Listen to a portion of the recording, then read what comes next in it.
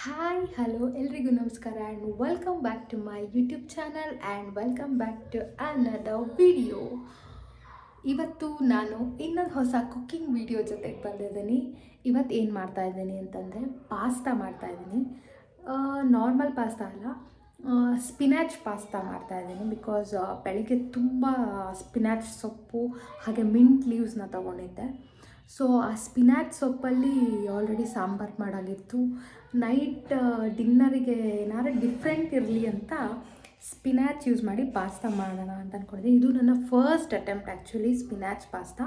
Normal pasta usually ತಿಂತಿದ್ದೀನಿ and ನನಗೆ pasta ಅಂದರೆ ತುಂಬ ಇಷ್ಟ. ಪಿಜ್ಜಾ ಬರ್ಗರ್ಗಿಂತ ನಂಗೆ ಪಾಸ್ತಾ ತುಂಬ ಇಷ್ಟ.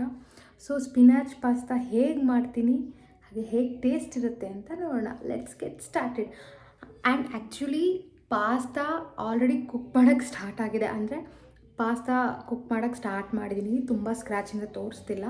ಆಲ್ರೆಡಿ ಪಾಸ್ತಾ ಬಾಯ್ಲ್ ಮಾಡೋಕ್ಕೆ ಹಾಕಿದ್ದೀನಿ ಆ್ಯಂಡ್ ಸ್ಪಿನಾಚ್ ಕೂಡ ನೀರಲ್ಲಿ ಕುದಿಯೋಕ್ಕೆ ಇಟ್ಟಾಗಿದೆ.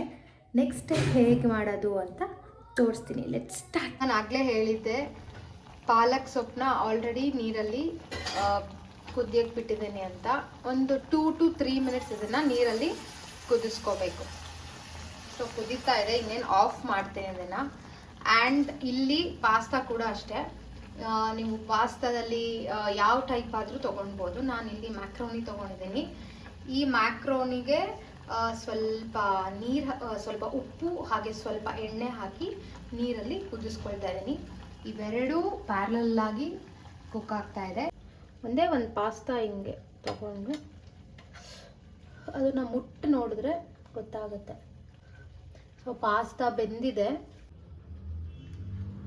ಈಗ ಈ ಬೆಂದಿರೋಂಥ ಪಾಸ್ತಾನ ಒಂದು ಪಾತ್ರೆಯಲ್ಲಿ ಅದನ್ನು ಸೋಸ್ಕೊಂಡು ಅದಕ್ಕೆ ಸ್ವಲ್ಪ ಕೋಲ್ಡ್ ವಾಟರ್ ಆ್ಯಡ್ ಮಾಡಿ, ಅಷ್ಟು ಅಂದರೆ ಎಲ್ಲ ನೀರು ಕೆಳಗಡೆ ಬೀಳಲಿ ಅಂತ ಇಟ್ಟಿದ್ದೀನಿ. ಇಲ್ಲಿ ಪಾಲಕ್ ಸೊಪ್ಪು ಆಲ್ಮೋಸ್ಟ್ ಬೆಂದಿದೆ.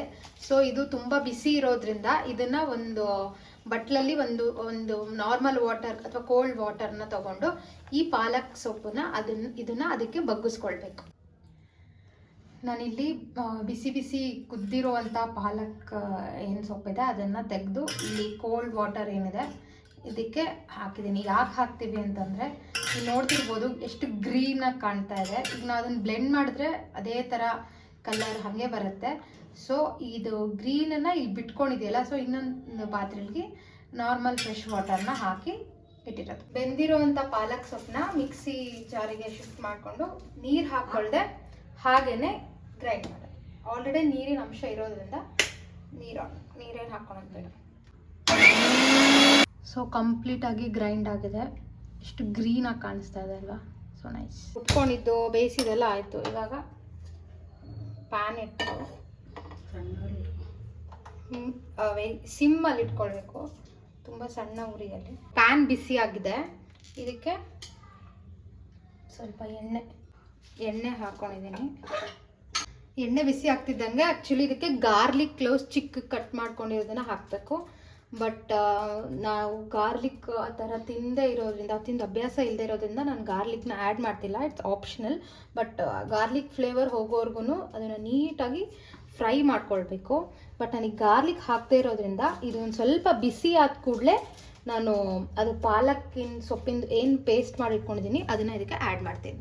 ಓಕೆ, ಇದು ಎಣ್ಣೆ ಬಿಸಿ ಆಗಿದೆ.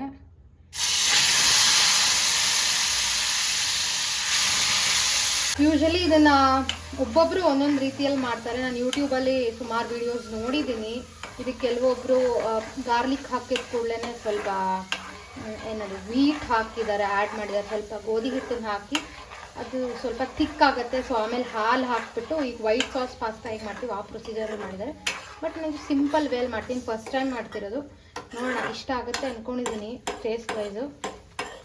ನೋಡೋಣ. ಹೊರಗಡೆನೂ ತಿಂದಿಲ್ಲ ನಾನು ಆ್ಯಕ್ಚುಲಿ ಎಲ್ಲೂ ಸ್ಪಿನಾಚ್ ಪಾಸ್ತಾ, ಗ್ರೀನ್ ಪಾಸ್ತಾ. ಇವಾಗ ನಿಮಗೆ ಟೇಸ್ಟ್ ಎಷ್ಟು ಬೇಕೋ ಅಷ್ಟು ಅಚ್ಕಾರದ ಪುಡಿನ ಇದಕ್ಕೆ ಆ್ಯಡ್ ಮಾಡೋದು. ರೆಡ್ ಚಿಲ್ಲಿ ಪೌಡರ್ ಹಾಕಿ ಬ್ಲ್ಯಾಕ್ ಪೆಪ್ಪರ್ ಪೌಡರ್ನ ಆ್ಯಡ್ ಮಾಡಬೇಕು. ಆ್ಯಕ್ಚುಲಿ ಬ್ಲ್ಯಾಕ್ ಪೆಪ್ಪರ್ನ ಎಲ್ಲೋ ಹೋದಾಗ ತೊಗೊಬಂದಿದ್ದು ಎಲ್ಲಿಂದ ಗೊತ್ತಿಲ್ಲ ನನಗೆ. ಇಟಾಲಿಯನ್ ಸೀಸ್ನಿಂಗ್ ಆ್ಯಡ್ ಮಾಡ್ತಾ ಇದ್ದೀನಿ. ಆ್ಯಂಡ್ ಉಪ್ಪು ಆ್ಯಡ್ ಮಾಡಬೇಕು. ಉಪ್ಪನ್ನ ನೋಡ್ಕೊಂಡು ಆ್ಯಡ್ ಮಾಡಬೇಕು, ಬಿಕಾಸ್ ಪಾಸ್ತಾ ಕುದಿಸ್ಬೇಕಾದ್ರೂ ಹಾಕಿರ್ತೀವಿ. ಆ್ಯಂಡ್ ಚೀಸಲ್ಲೂ ಸ್ವಲ್ಪ ಉಪ್ಪಿರುತ್ತೆ, ಆಮೇಲೆ ಪಾಸ್ತಾ ಕುದಿಸ್ಬೇಕಾದ್ರೂ ಹಾಕಿರ್ತೀವಿ. ಹಾಗಾಗಿ ನೋಡಿಕೊಂಡು ಉಪ್ಪನ್ನ ಸ್ವಲ್ಪ ಹಾಕ್ಕೊಳ್ಳೋದು. ಅಪಾನ್ ಟೇಸ್ಟ್ ಹೇಗೆ ಬೇಕಾಗುತ್ತೆ ಹಾಗನ್ನು ಆ್ಯಡ್ ಮಾಡ್ಕೊಂಡ್ರೆ ಆಯಿತು. ಹಾಗೆ ಸ್ವಲ್ಪ ಹರ್ಬ್ಸ್ನ ಆ್ಯಡ್ ಮಾಡ್ತಾ ಇದ್ದೀನಿ. ಸ್ವಲ್ಪ ಹೀಗೆ ಕೈ ಆಡೋಣ, ಎಲ್ಲ ಮಿಕ್ಸ್ ಆಗಲಿ ನೀಟಾಗಿ. ಆ್ಯಕ್ಚುಲಿ ಒಳ್ಳೆ ಘಮ್ ಅಂತ ಇದೆ. ಇದಕ್ಕೆ ಇವಾಗ ಚೀಸ್ನ ಹಾಕ್ತೀನಿ. ಇದು ಆ್ಯಕ್ಚುಲಿ ಸ್ಲೈಸ್ನೂ ಆಗ್ಬೋದು. ನಾನು ಚೀಸ್ನ ಈ ಥರ ಕ್ಯೂಬಲ್ಲಿ ತಂದಿದ್ದು, ಹಾಗಾಗಿ ಇದನ್ನೇ ಸ್ಲೈಸ್ ಮಾಡಿಕೊಂಡು ಸ್ಲೈಸ್ ಆ್ಯಡ್ ಮಾಡ್ತಾ ಇದ್ದೀನಿ. ನೋಡ್ತಿರ್ಬೋದು ಒಂಥರ ತಿಕ್ಕಾಗಿ ಟರ್ನ್ ಆಗ್ತಾ ಇದೆ ಇದು. ಈಗ ಆಲ್ರೆಡಿ ಬೇಯಿಸಿಟ್ಕೊಂಡಿರುವಂಥ ಪಾಸ್ತಾನ ಇದಕ್ಕೆ ಆ್ಯಡ್ ಮಾಡ್ತಿದ್ದೀನಿ. ಟಾಸ್ಕ್ ಏನಂದರೆ ಒಂದೊಂದು ಪಾಸ್ತಾ ಕಣ ಇಂಚಿಗೂ ಈ ಮಸಾಲ ಹೋಗಬೇಕು, ಆ ಥರ ಮಿಕ್ಸ್ ಮಾಡ್ಕೋಬೇಕು. ಆ್ಯಕ್ಚುಲಿ ನೋಡೋಕ್ಕೆ ಎಷ್ಟು ಚೆನ್ನಾಗಿ ಕಾಣಿಸ್ತಿದೆ ಅಂದರೆ ಕಾಂಟ್ ವೇಟ್. ನೀವು ಈ ಥರ ಏನಾದ್ರು ಹೊಸ ಅಡುಗೆ ಮಾಡಿ ಸಕ್ಸಸ್ ಆಗಿರೋದೆಷ್ಟು, ಹಾಗೆ ಫೇಲ್ಯೂರ್ ಆಗಿರೋದೆಷ್ಟು ಅದನ್ನು ಕಾಮೆಂಟ್ ಸೆಕ್ಷನ್ನಲ್ಲಿ ತಿಳಿಸಿ. ಯೂಶ್ವಲಿ ನಾನೇನಾರ ಪ್ರಯತ್ನ ಮಾಡಿ ಅಡುಗೆ ಹೊಸದೇನಾರ ಮಾಡಿದಾಗ ಸಕ್ಸಸ್ ರೇಟ್ ಜಾಸ್ತಿನೇ ಇರುತ್ತೆ, ಫೇಲ್ಯೂರ್ ಆಗಿಲ್ಲ, ತುಂಬ ಕಮ್ಮಿ. ಹಾಗೆಯೇ ಇದು ಫೇಲ್ಯೂರ್ ಆಗಿರಲ್ಲ ಅನ್ಕೊತೀನಿ. ನೀಟಾಗಿ ಬ್ಲೆಂಡ್ ಆಗಿದೆ. ನನಗೆ ಇದು ನೋಡಿದ್ರೆ ಈ ಶಿವಮೊಗ್ಗದಲ್ಲಿ ಗಾಂಧಿ ಬಜಾರಲ್ಲಿ ಸಿಗೋ ಪಾಲಕ್ ಗೋಬಿ, ಗ್ರೀನ್ ಗೋಬಿ ನೆನಪಾಗ್ತಾ ಇದೆ. ಗ್ರೀನ್ ಗೋಬಿ ಕ್ವೈಟ್ ಫೇಮಸ್ ಅಲ್ಲಿ, ಇನ್ನೂ ಯಾರು ಟೇಸ್ಟ್ ಮಾಡಿಲ್ಲ. ಗಾಂಧಿ ಬಜಾರ್ ಕನ್ಯಕಾ ಪರಮೇಶ್ವರಿ ಟೆಂಪಲ್ ಅಪೋಸಿಟ್, ಸಾರಿ ಇವಾಗ ಪಕ್ಕಕ್ಕೆ ಗ್ರೀನ್ ಗೋಬಿ ಸಿಗುತ್ತೆ, ಚೆನ್ನಾಗಿರುತ್ತೆ. ನಾನು ಅದೇ ಹೇಳಿದ್ನಲ್ಲ, ಫಸ್ಟ್ ಟೈಮ್ ಮಾಡ್ತಾ ಇರೋದು ಇದು.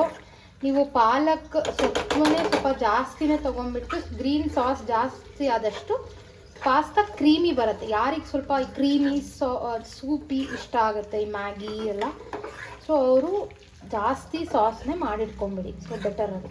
ಇನ್ನೇನು ಆಯ್ತಿದೆ, ಟೇಸ್ಟು ಚೆನ್ನಾಗಿದೆ.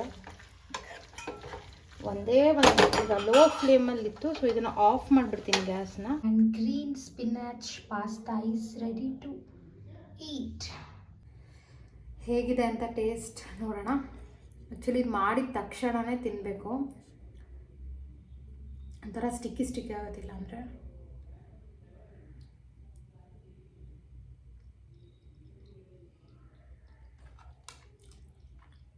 ಸಕ್ಕಲ ಕಾನ್ ಬಿಲೀವ್ ನಾನೇ ಮಾಡಿದ್ದು ಅಂತ. ಉಪ್ಪು ಖಾರ ಆಮೇಲೆ ಮಸಾಲ ಫ್ಲೇವರ್ ಪರ್ಫೆಕ್ಟ್ ಆಗಿದೆ. ಚೀಸ್ ಹಾಕಿರೋದಕ್ಕೇ ಇಷ್ಟು ಚೆನ್ನಾಗಿರೋದು. ಮಧ್ಯ ಮಿಕ್ಸ್ಡ್ ಹರ್ಬ್ಸಿಂದು ಫ್ಲೇವರು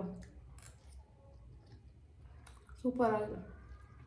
ನೀವು ಟ್ರೈ ಮಾಡಲೇಬೇಕು. ಈ ವಿಡಿಯೋ ನಿಮಗೆ ಇಷ್ಟ ಆಗಿದ್ದರೆ ಲೈಕ್ ಮಾಡಿ, ಕಾಮೆಂಟ್ ಮಾಡಿ, ಹಾಗೆ ಶೇರ್ ಮಾಡಿ. ಇದೇ ಥರ ಕುಕ್ಕಿಂಗ್ ವೀಡಿಯೋಸ್ ಬೇಕು ಅಂತಂದರೆ ತಪ್ಪದೆ ಕಾಮೆಂಟ್ ಸೆಕ್ಷನಲ್ಲಿ ಮೆನ್ಷನ್ ಮಾಡಿ. ಮತ್ತೆ ನೆಕ್ಸ್ಟ್ ವಿಡಿಯೋ ಏನಾದರೂ ಹೊಸದ್ರ ಜೊತೆಗೆ ವಾಪಸ್ ಬರ್ತೀನಿ. ಅಲ್ಲಿವರೆಗೂ ಕೀಪ್ ವೈಟಿಂಗ್. ಟಾಟಾ, ಬಾಯ್ ಬಾಯ್.